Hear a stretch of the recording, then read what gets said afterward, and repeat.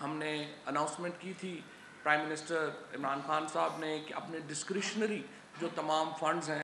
उसके नतीजे में 80 अरब रुपया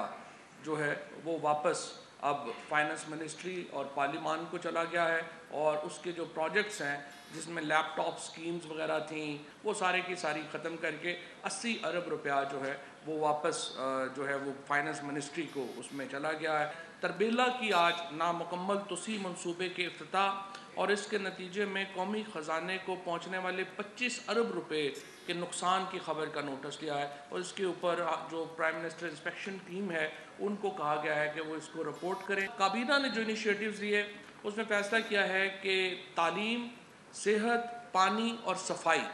ये जो मंसूबे हैं गो इनका बराह रास्त ताल्लुक़ सूबों से है, लेकिन हम ये समझते हैं कि ये बहुत अहमियत के हामिल मंसूबे हैं, लिहाजा इनको जो ड्राइव है वो वफाक से किया जाएगा और वफाक इसके ऊपर कार्रवाई करेगा। टास्क फोर्स बनाई गई है तालीम के ऊपर,